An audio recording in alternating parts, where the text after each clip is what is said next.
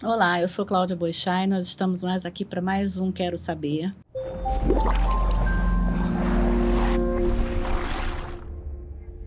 E hoje a gente vai falar um pouquinho sobre alfabetização e eu trouxe aqui a Maria Aparecida Sodré, que é pedagoga, né? Tem especialização em alfabetização, letramento e é também uma das terapeutas do RPM lá da Helpers Autismos, né? Que trabalha professora de RPM pelo método Soma RPM. Muito obrigada por estar aqui com a gente, Cida, é um prazer enorme te receber. Prazer meu. E a gente vai falar um pouquinho, começar perguntando o que é alfabetização. A alfabetização, ela é um método, né, que você aprende com o alfabeto, né? Já é a base. A alfabetização é a base, né, do alfabeto. Então, a criança, ela precisa conhecer, né, as letras, né, estar ali ao seu redor, porque qualquer lugar que ela vai ter essas informações. Então, ela precisa, começa pelos símbolos, né? Pelos códigos. Então, ali ela já vai estar influenciada ali ao meio. Porque a alfabetização, ela começa desde a gestação, né? Desde quando a criança está no ventre, a mãe canta, né? A mãe conversa com o bebê. Então, ali, ela já está sendo alfabetizada, porque quando ela vir, né, ao mundo, ela já vai estar com essa associação. Já vai estar associando a melodia, Isso as vocais, aí. né? Que é o que ela escuta lá no ventre. Depois ela vai começar, desde o momento que a mãe está falando com ela vai começando a perceber, né? As construções, né? Isso aí. E algumas coisas que podem ajudar também, né? A criança ter acesso a livrinhos, desde livrinhos de banheiro, né? Aqueles livrinhos que podem molhar. Só dela já ter acesso àquelas construções das palavrinhas, das letras, isso já vai ficando familiar. Isso aí. Né? Isso ajuda também, esse contato, né? E é muito importante, né, isso na vida da criança. Porque quando o bebê nasce, né, ele já tem um código, né? Ele já passa esse código para a mãe de quando ele chora, né? Quando ele quando balbucia, né? Então, já é uma forma dele estar se comunicando, né? Que ele quer algo ou que ele está sentindo algo. Então, isso é muito importante, né? A alfabetização na nossa vida, né? Isso é tudo, né? É o início de tudo, né? Não dá para falar. Qual é a idade ideal para a criança ser alfabetizada? Entre 7 e 8 anos. No Brasil, né? Isso. É engraçado, né? Que a gente sempre mais permissivo nessas coisas, né? Nos países do fora, isso normalmente com 6 anos eles já esperam que esteja alfabetizado. E aí, esse processo. Só que o que acontece na nossa prática, nem sempre a criança com 7, 8 anos já está alfabetizada, né? Isso. E aí, quando entra nas outras séries, aí você acaba não conseguindo aprender outros conteúdos, outras coisas por conta desse processo da alfabetização, né? Por causa dessa falha aí no processo de alfabetização. E quais os tipos, quais as formas de alfabetização? Cláudia, não existe Os métodos, né? né? Um método não ideal, existe né? um método, né? Porque o método, ele é único, né? Ele é um método, não existe um método único, porque a criança vai aprender a partir do momento que ela compreender e ela começar a produzir. Então, ela pode estar num espaço, ela pode aprender da forma lúdica, né? Ali ela vai estar aprendendo, né? Tendo contato com outras pessoas. Isso é muito importante no processo da alfabetização. Às vezes muitas pessoas acham que a criança ela tem que aprender. E a criança, ela é única e a criança tem o seu modo de aprendizagem. Diferente do outro. Mas a gente tem o método silábico, fonológico, como é que é isso? Fala um pouquinho sobre esse tipo. O método fônico é o método que você trabalha com os sons, né? Os sons das os palavras. Sons das palavras, né? O método silábico, você já trabalha as formas das sílabas, né? A formação das sílabas. E o global, ele envolve tudo, o que está ao redor, né, da criança. Na época que a gente tinha um colégio lá aqui em Itaperuna, né? A gente teve uma experiência no processo de alfabetização de uma criança, só para ilustrar um pouquinho, que a gente trabalhava com método fônico, né? Consciência fonológica. E uma criança, ela só conseguia evoluir com o método silábico. Então, ela conseguia, né?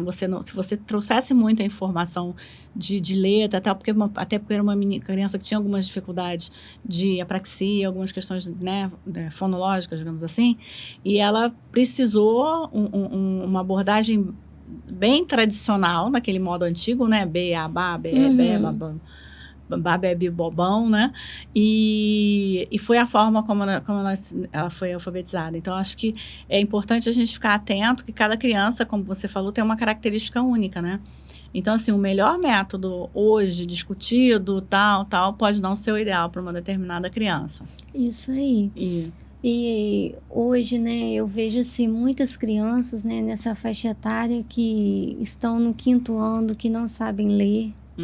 Né? Porque isso também foi muito prejudicado da alfabetização, foi na época da pandemia, né? Muitas crianças estavam se alfabetizando em casa, então não teve aquela ajuda, né? Porque eu acho muito interessante, não só a escola, mas principalmente os responsáveis, isso, começar em casa. Também nesse processo. E aí, de repente, a Cida trabalhando sempre trabalhando com educação, né? E aí foi apresentada a RPM. Isso. Me fala um pouquinho da sua experiência com a RPM. Seu primeiro contato, como foi? O RPM, nós tínhamos, né, conversado, né, a forma como nós estávamos, né, conduzindo o Daniel. E você já tinha no coração, né, esse desejo no coração dessa visão, né, de melhorar. Então, foi a partir daí que tudo começou, né, com o RPM. Você nos convidou para podermos estar participando ali. E o RPM é um método de aprendizagem excelente. Porque, principalmente para as crianças não verbais. Né? Porque às vezes muitas pessoas acham que por a criança não falar, ela tem alguma deficiência intelectual, mas nem todas. Né? Então é muito importante esse método, porque são os canais de aprendizagem. E o que mais são esses? Os canais de aprendizagem são o visual, né? São o auditivo, são o tátil e o sinestésico, né? Que é onde o professor, né, ou o AT, né, vai estar ali ciente do que a criança precisa, né? Na forma de ensinar a criança, né? No método de ensino. Então, isso daí é muito importante, né? O professor saber como é o método de aprendizagem dessa criança. E legal que no RPM você não pensa só no método estático, né? Porque todos nós, esse método pode ser que naquele dia a criança esteja mais visual, no outro dia ela esteja mais auditiva. Isso. Então, ficar atento a isso, né? Isso. E fala um pouquinho mais pra gente de RPM, como que funciona. O RPM, ele, como você sabe, né? Eu já trabalho com seu filho, né? Com o Daniel na escola. E eu tenho visto, assim, muito ele evoluir, né? Muito com esse trabalho, porque a gente trabalha a forma de perguntas, né? Abertas para ele dar a resposta, né? Ali no modo de soletração, porque a gente usa um papel timbrado, né? Onde ele vai soletrar, né? A sua frase. Porque hoje ele está formulando frases, né? Então, não fica só em uma palavra, são frases que ele está formulando. Então, isso mudou, né? O Daniel. O Daniel de hoje é o Daniel diferente de quando eu entrei, né? Nesse trabalho que a gente tem feito com ele ali. O que aconteceu? Até que a gente conseguisse, né? Que até a gente conseguisse iniciar o RPM, conhecer o RPM e iniciar inicialmente sob a supervisão da Simone Velasco, né? e depois a Cida fez a formação dela, a Jeane, então elas fizeram a formação, então são professoras mesmo do RPM, né? São certificadas pelo modelo, mas até então a gente trabalhava com a adaptação de material de educação infantil com o Dani. E depois do RPM, ele começou a acompanhar o conteúdo da escola, né? Isso. E quando a gente pensa assim, né, na motivação dele, quando ele se sente incluído, pertencendo, né, aos mesmos conteúdos da turma, e você faz até questão dele ver, né, que é o mesmo conteúdo, né? Fala como que funciona isso ali com ele. Quando eu começo com ele, eu falo para ele, hoje nós vamos estudar, né, história, que no seu livro aqui está dizendo, né? Aí a gente faz o tema, né, e é tudo adaptado, né, às atividades dele. Então ele presta atenção, ele ouve, né? E outra coisa, Cláudia, que às vezes a pessoa acha que a criança não verbal, às vezes ela não está ouvindo, mas ela ouve, né? Ela presta atenção no que a pessoa fala. Então hoje ele tem muita atenção nisso. Ele para ouvir, ele responde. Então, principalmente quando tem assim visual, né? A gente trabalha muito com ele visual, imagens, né? Às vezes a gente traz alguns materiais, né? E isso chama a atenção dele. E que tipo de materiais vocês usam? A gente usa o globo terrestre, né? A gente usa a parte do corpo humano. Trazer uma coisa mais concreta, mais junto concreta, com a atividade e mantendo o mesmo conteúdo da turma. Isso aí. Mas trazer um pouco mais do concreto também, né? Dessa coisa de trazer o globo mesmo, para ele entender melhor. Isso, para ele entender. Então, é ele trabalhar ali o concreto, né? E isso é muito importante, porque estimula eles, né? Aí, se a gente ficar só naquilo ali, vamos lá, vamos lá, ba, be, bi, bobo, isso não funciona mais, né? Às vezes tem muitas pessoas que acham que a criança ela não é alfabetizada, né? A gente ouve muito, né, disso, que a criança, a mãe até desiste porque acha que a criança não é alfabetizada. Nós temos casos na clínica, né, que um paciente, né, ele mostrou que ele é alfabetizado. Né? Isso aconteceu há pouco tempo, que a gente falou assim, eu fui aonde? Fui ao Rio ou fui a Campos? Aí a pessoa mostrou direitinho que tinha ido a Campos, né? A professora estava explicando. Então, isso é muito importante, né? Para eles, esse estímulo, essa autonomia, né? Porque tem que haver mudanças, né? E o método do RPM veio para mudar, né? A forma até da família pensar, né? Porque tem muita gente que desistiu, né? E não é assim. Quando você não presume competência, você corre o risco de com certeza você está cometendo esse erro, né? Você pode ter uma criança absolutamente capaz e você não estimular essa criança é grave demais. É muito mais admissível que é muito melhor que você estimule uma criança além da capacidade dela do que a quem, né? Ela precisa ser estimulada, você precisa entender a partir do princípio de que ela entende tudo que você fala, de que ela compreende e presumir competência mesmo. Ela é competente e vamos a partir daí. E, claro, nem todas dão as mesmas respostas no mesmo tempo, mas com certeza quando você não presume competência é muito mais grave. E com o Dani acontecia muito isso. Ele estava numa fase que aquela coisa de sabe, coisa muito infantilizada, isso cansava ele. E até nas atividades que a gente precisava, motora mesmo, né? Até com orientação da fisioterapeuta e tal, das atividades motoras na escola, para melhorar a apreensão, né? Ele não tinha vontade de fazer, que era tudo muito infantil. A partir do momento que ele entendeu, que a gente estava entendendo que ele era capaz e que ele precisava fazer aquela atividade para mostrar sempre que era capaz, e então não só mostrando, né, no stencil, mas escrevendo mesmo, né, e indo além disso, ele está topando até atividade mais infantil, porque ele sabe que o objetivo, que aquilo ali é só a forma, mas que a gente entende que ele é muito mais capaz. Né? Isso mudou a forma dele encarar as coisas, né? Dele entender. E tá muito... A autoestima muda, né? Saber que você está sendo visto. Tem uma autista que é bem conhecida, é Carly, depois eu vou botar o nome aqui pra gente. Ela não vocal, não verbal.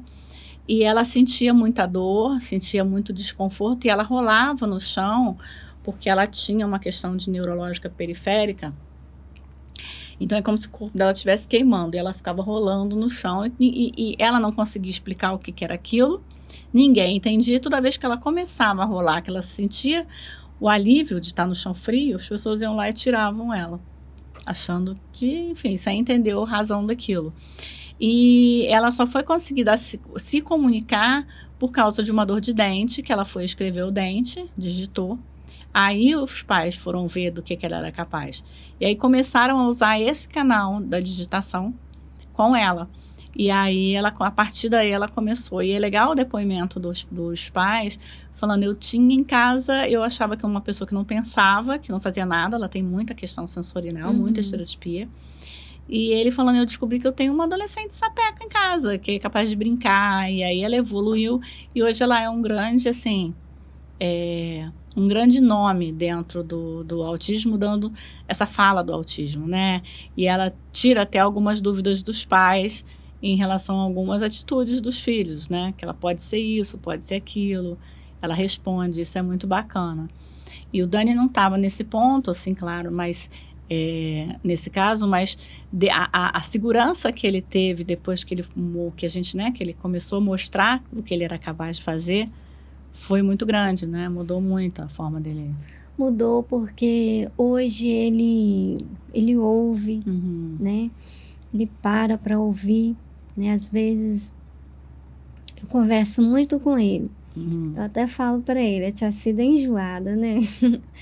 Então, assim, ele me ouve, né? Eu converso com ele. E isso tem, assim, atraído até as professoras da escola, né? Pelo trabalho que eu tenho feito com ele ali. Porque hoje ele interage com a turma, né? Hoje ele participa. Até a relação com os amigos, isso, porque antes ele devia se sentir com vergonha de fazer uma adaptação tão infantilizada. Isso aí. E a partir do momento que as adaptações foram dentro do mesmo conteúdo dos amigos, né? Isso deu uma tranquilidade para ele. Isso. Foi isso mesmo, Cláudia. E eu acho também que ele, nesse avanço dele também, ele mudou muito a parte da estereotipia dele. Porque ele tinha muito. Então, isso mudou. Ele consegue... E eu tenho visto essa evolução nele. Entendeu? Hoje ele consegue controlar mais, né? A gente sai com o passeio da escola, igual nós fomos. Então, o comportamento dele mudou. Depois do RPM, o Daniel é outro, né? E, assim, eu espero, né, que muitos, né, possam estar conscientes, né, que o RPM mude, né, a vida das crianças autistas, né? Seja crianças, sejam adolescentes, porque eles crescem, né? E eles crescem e a gente sabe como que eles passam, né? Às vezes o comportamento da criança ali, às vezes ele é agressivo, né? Ele faz algo porque é difícil, né? Eles já não são verbais. Então, eles precisam de uma forma para se comunicar. E o RPM veio para mudar. Né? O RPM, basicamente, é um programa de ensino, mas ele acaba sendo também de comunicação na hora que a pessoa consegue responder e se comunicar, isso, né? Aí. E a presunção de competência acaba mudando tanto a vida da criança que acaba atingindo. Claro que a gente usa outras terapias, né? Lá na clínica, a gente normalmente trabalha com o RPM e, por exemplo, a criança que tem dificuldades motoras faz também na físio, essa coordenação motora fina, né, a questão de apraxia, isso tudo junto, né, que vai fazer a diferença. E porque a relação ele é uma forma de alfabetização, né, que você vai entrar já familiarizando com o alfabeto e tal, mas já construindo as palavras, né, já começando Isso aí. a soletrar as palavras, então ele já começa aí.